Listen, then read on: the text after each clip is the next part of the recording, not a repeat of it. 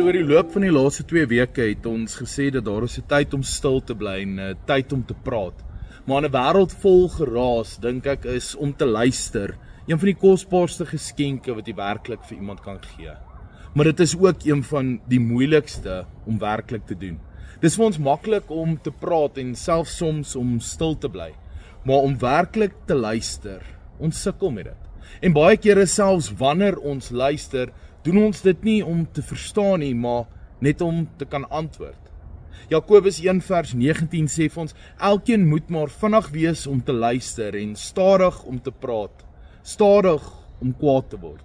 Dis amper asof die Bybel vir ons sê, luister vinniger en praat stadiger. Jesus het nie net mooi gepraat nie, hy het ook diep geluister. Na mense se woorde, maar ook na hulle harte en die pyn wat daar binne lê.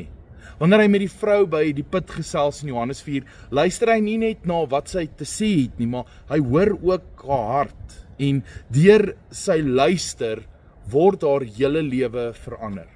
Oral in ons lewe het ons te doen met mense wat swaar dra en dit nie altyd direk vir ons sal sê nie. Soms praat hulle deur stilte of deur irritasie of selfs deur grappies.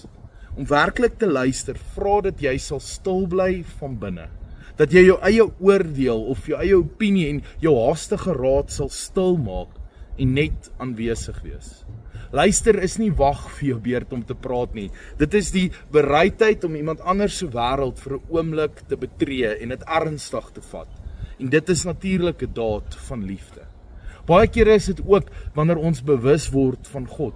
As ons stil word van ons eie idees en verwagtinge wat ons skep van hoe die Here ons gebede moet beantwoord, om wanneer ons verwag hy gaan of kan en hoe dit gaan lyk. Ons moet partykeer net sit en stil wees, amper soos wat Elia vir God gesoek het in die wind, in die aardbewing en in die vuur, maar God was toe in die fluistering van die windstilte. Soms praat die Here in die stilte, of eerder soms moet jy eers stil word en aandagtig luister om agter te kom dat die Here praat nog die hele tyd. Wanneer laas het jy stil geword met die doel om net te luister? Nie te bid nie, nie te vra nie, net te sit en wag op die Here. Nie 'n passiewe wag nie, maar aktief te luister, is dit dalk hy. Sit stil, lees 'n vers, baie stadig, dalk oor en vra jouself vandag, wat wil die Here hê, moet ek in hierdie gedeelte hoor of raak wees? Raak bewus van sy teenwoordigheid, want God is altyd met jou. Job het ook gesoek na antwoorde, maar op die ou eind het God hom nie 'n verduideliking gegee nie, maar net sy teenwoordigheid. En dit was vir hom genoeg.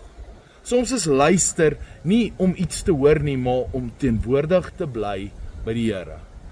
Luister is nie net passief nie, dis 'n daad van liefde teenoor mense en ook teenoor die Here.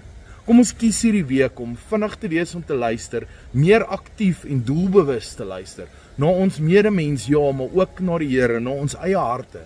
En kom ons wees 'n bietjie stadiger om te praat. Tot die volgende.